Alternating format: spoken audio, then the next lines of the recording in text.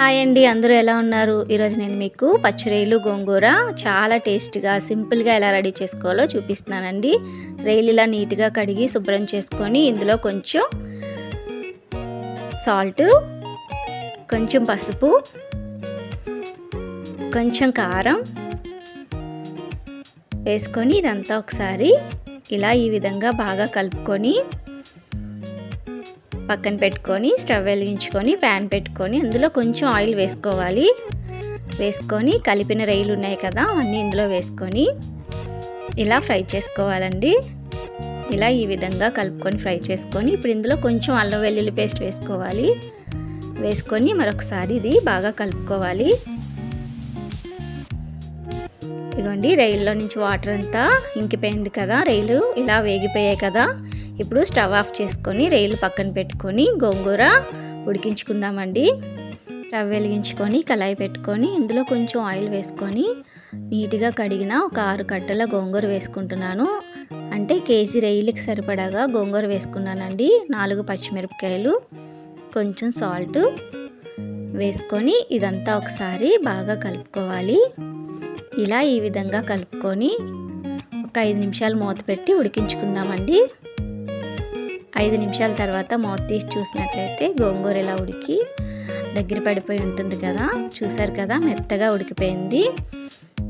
ఇలా ఈ విధంగా ఉంటే చాలండి, మరీ మెత్తగా పేస్ట్లా ఉండక్కర్లేదు. ఇప్పుడు స్టవ్ వెలిగించుకొని కళాయి పెట్టుకొని అందులో కూరకి సరిపడా ఆయిల్ వేసుకున్నాను. కొంచెం జీలకర్ర, సన్నగా కట్ చేసిన ఆనియన్స్ వేసుకొని ఇదంతా ఒకసారి కలుపుకోవాలి. ఇప్పుడు ఇందులో ఒక 4 పచ్చిమిరపకాయలు కట్ చేసుకొని వేసుకుంటున్నాను. కొంచెం కరివేపాకు వేసుకొని మరొకసారి కలుపుకోవాలి. 1 స్పూన్ అల్లం వెల్లుల్లి పేస్ట్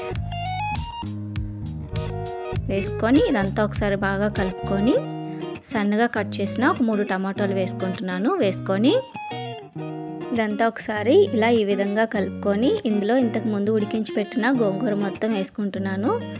వేసుకొని మరొకసారి ఇదంతా బాగా కలుపుకోవాలి. ఇలా ఈ విధంగా కలుపుకోవాలి, అడగంటుకుంటానా కలుపుకొని ఇంతకుముందు మనం ఫ్రై చేసి పెట్టుకున్న రొయ్యలు ఇందులో వేసుకుంటున్నాను.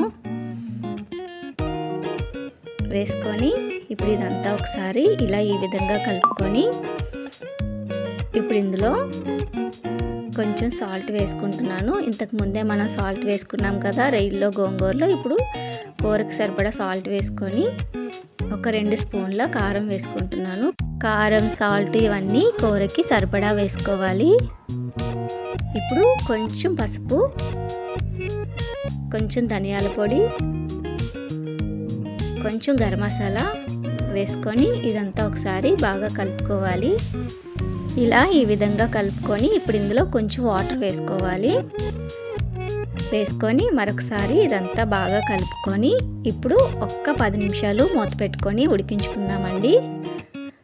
10 నిమిషాల తర్వాత మూత తీసి చూసినట్లయితే కూర అంతా ఇలా ఉడికి దగ్గర పడి ఉంటుంది కదా. ఇదంతా ఒకసారి బాగా కలుపుకొని స్టవ్ ఆఫ్ చేసుకోవటమేనండి.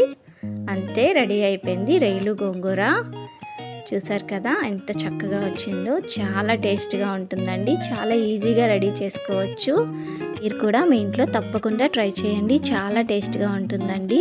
ఎలా వచ్చింది అనేది నాకు కామెంట్ చేయండి. ఈ వీడియో నచ్చితే లైక్ చేయండి, షేర్ చేయండి. మరిన్ని వీడియోస్ కోసం నా ఛానల్ని సబ్స్క్రైబ్ చేయడం మాత్రం మర్చిపోకండి. Thank you.